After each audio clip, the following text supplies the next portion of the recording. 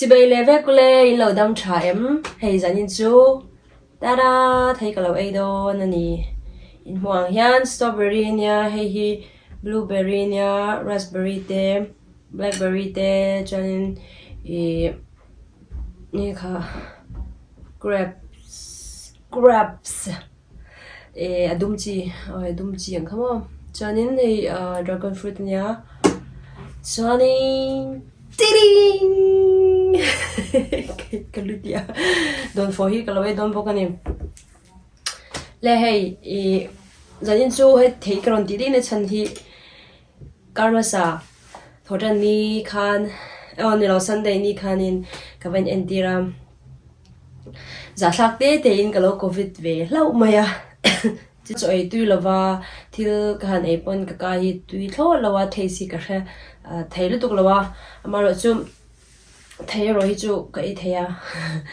chu wang chuanin zaina poin hei thei karon ei dona maro chu hei I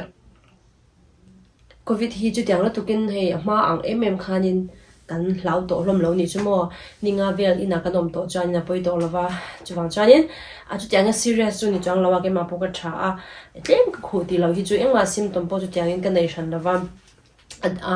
kashat ma khanin ka taksa nom lo le khosik ang tak zo khajang kom to kashat to no kajang gadam to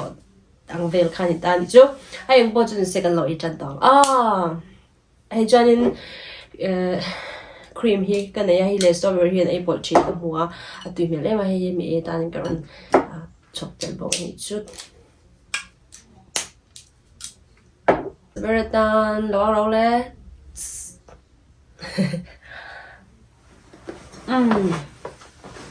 Come here.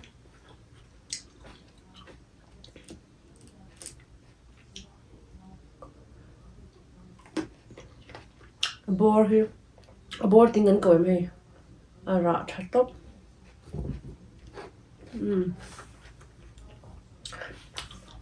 Ui.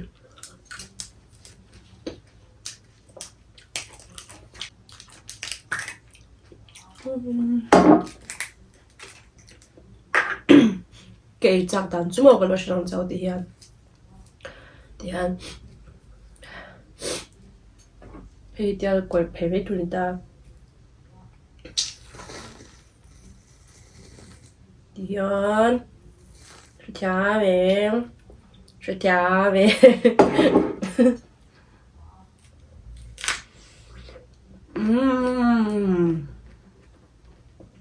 对tụi nó chú cái song nói tụi nó chơi bọn này là cùng thơ trong khăn hay đâm lâu lúc tục này xí lâu đặc sản nó khuyết lang hay có về đâu chỉ có về đâu rêu ta hay chú ấy bảo có mùi hết chúng nó mãi hay nên tới độ té mình hay cái chuông tên cậu trên cái mình rồi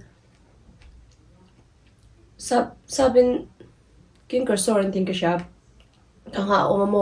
anh nó tụt thiệt alpe juga ingam lo cái tiếng về cái thằng có ôm rồi thì rồi ôi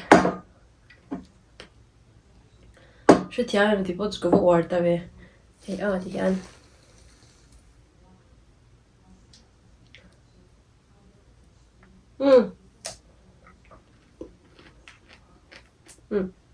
có phải đào phụ anh cái đào phụ cho nó đẹp nào hay là vào đào mà thịt bật chú tiếp tục lên thêm tháo tao ôi không mấy bồi không tùy rượu là tục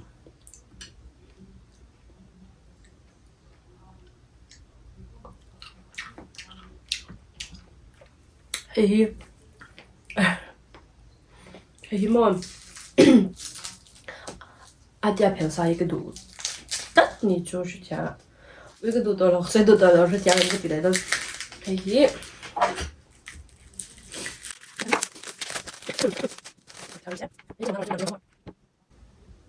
Hiền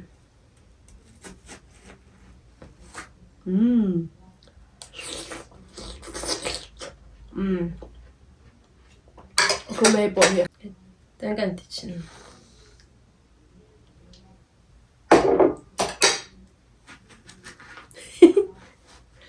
Tlumang, a tlum don. Hei, a cream hi tlum deuh sa tama.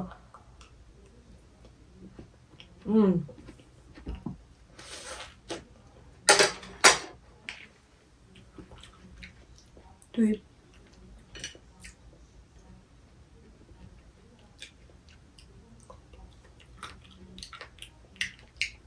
Hei chu blackberry chu a tlum lu tuk la. Pa ngan. Kan thleng. Ang ro adik lu tuk. Kan thleng.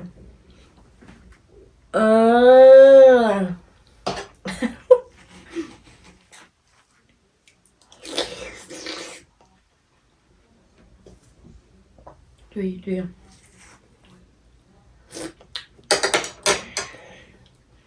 Ikan bol kual vel chini o. Hei ka telang mo. Hei ka telang. Tan chu tel chi vak mo.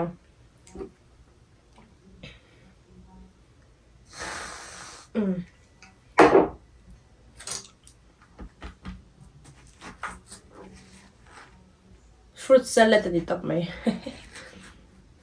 A doi fo hian tui lo chwa be ma.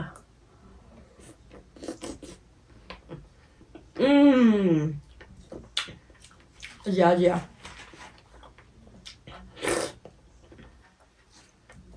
Tui.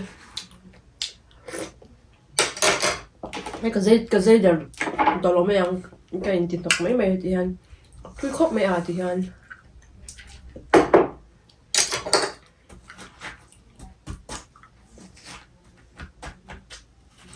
mà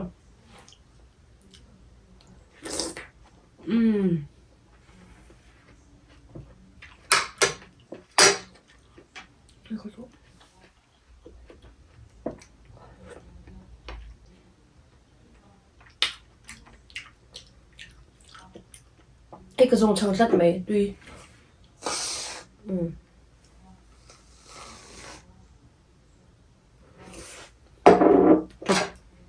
chọn mấy lâu tiệm thấy ngay nè đấy in thấy ngay nè trong thế ha có mấy nào đâu đạt tiêu cái lâu cha đâu nha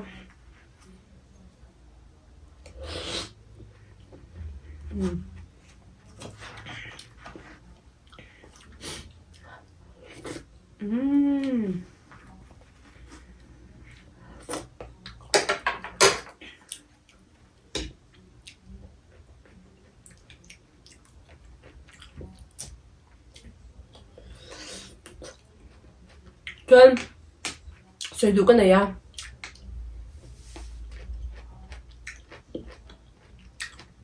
hey in mi support na zara tu na tak hianin 6.7k vel kan ve to ni chu chuang chan 10k cái thlen ve le giveaway ha ka lo ti do na chuang chan lo support chun zomula 10k cái thlen va thlen turin mi lo pui do nia chanin giveaway kha kan tianga giveaway kan pek dan tur ro kha chu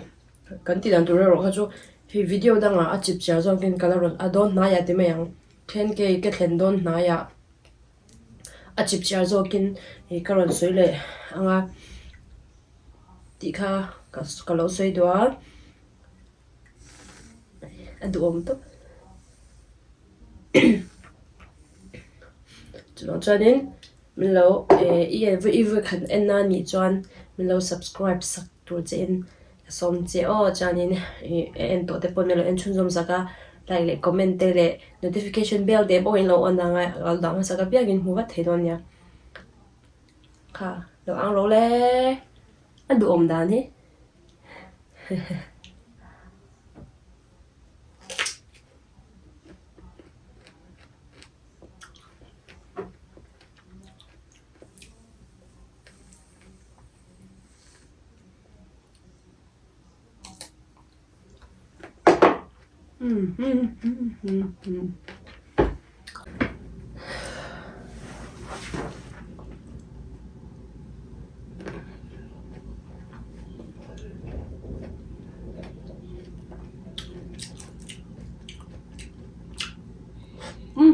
ai hú gì here hay bọt thum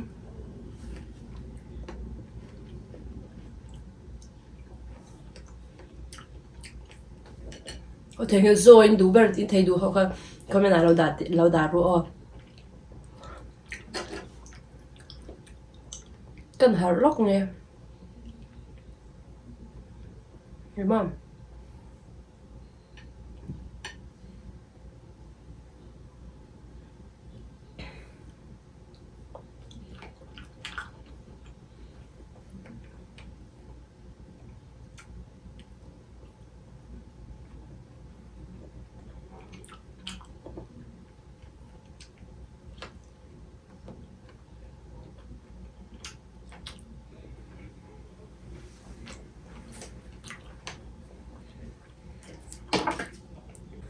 chung ở sân anh ô ở vào cái ôn nhỉ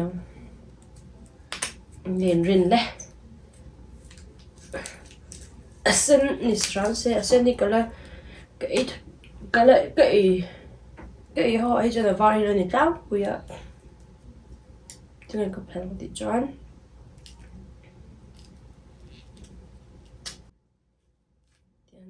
mình lạiอย่างนี้กันโอเคไง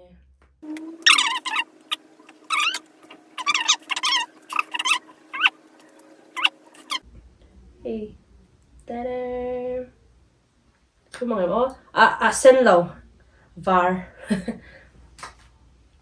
em gặp bột trên xe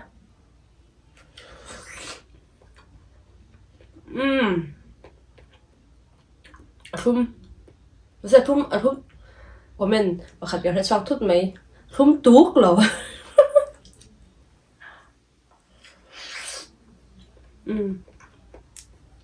thum tuốt lâu không thuốc lâu nhỉ chú mòn ăn gần tiếng á hay là gắn thleng ui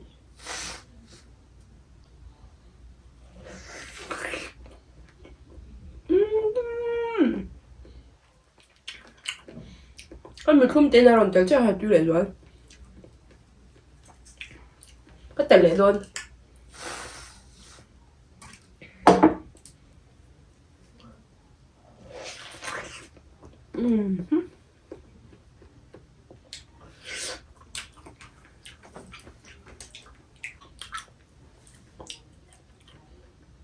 vọt lại trên nó cắt nè thum với cháo về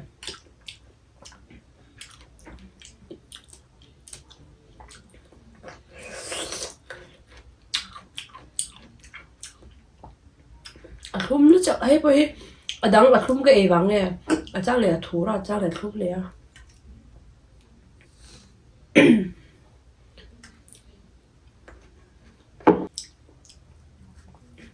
thì cái bol cái tí khăn chỉ để mở ra té chỉ nó đó này cái bol này xem thế mà thổi được cái bol tùy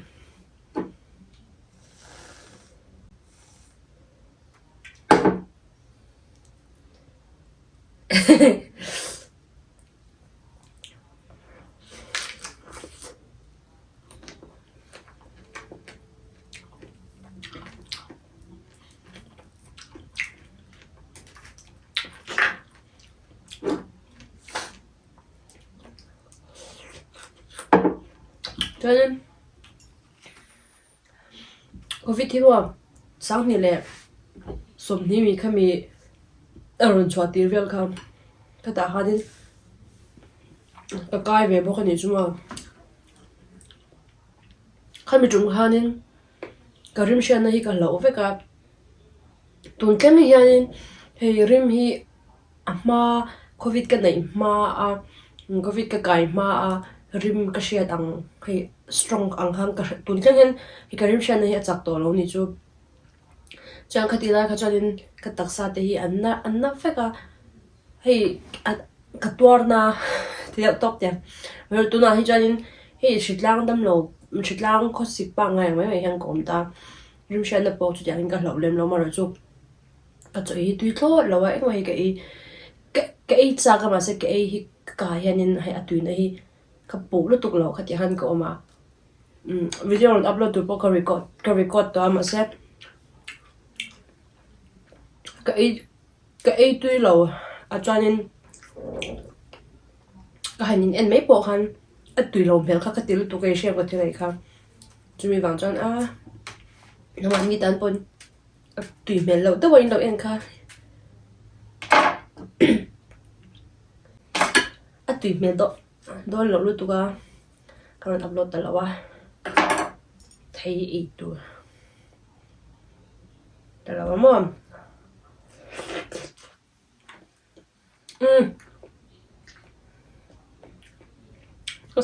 Cái vấn đề phụ lệ trên. Cái啥? Tại hiện nên cần tele. Hiện mà. Tại hiện. Cái video.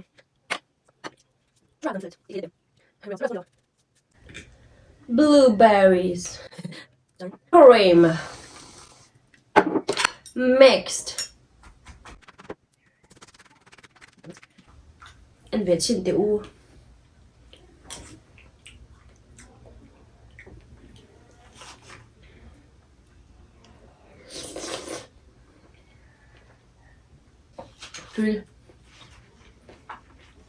tuy lộc thể luôn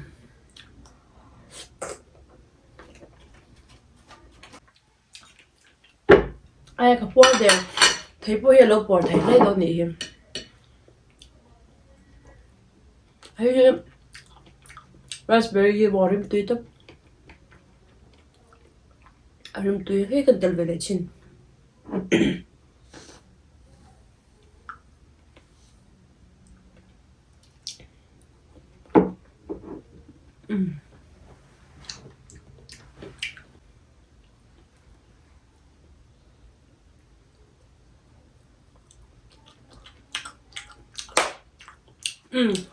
lên chưa có sủi đạm khai đi lâu bùi dễ luôn là chẳng kể cái thằng biết lệ giveaway hoặc cái gì đó cho nên comment lên request cho học bộ ha rồi thì bùi tiền dễ cái tuma seafood te bộ ha cái này rằng mà sẽ hay xiêm lệ thì về cái đầm lẩu ta các bạn cái chế bể lẩu bốc này khăn ha cái đó tốt ba seafood te bộ cái rồi ấy nga cho nên Korean thleng nghe mình thì bộ cái thèm ăn cái lẩu xiêm ăn cái lẩu đá dễ rồi nè mà chọn thiếu đắng bộ khăn lệ chú tu nên rin March ni nga hi and March ni lo March ni nga chu Sunday nha March ni li hi guess what cái birthday nha chú cái birthday vlog kan lo po in video da ka tum don nha cho nên IG la ma te po khanin ka mi lo wish la in pai te ni chan mi lo wish ve ulang in lo repost cha rang ma en po chu ni se hey za ina engma runda lo ai chan tin thấy cái rồi đây ya cho nên cái video te ile vậy khách anh đi chọn mình subscribe sak về ngay tụi trên cái som trên ya mình anh tụi trong trong alom thu cái sợi bye bye peace out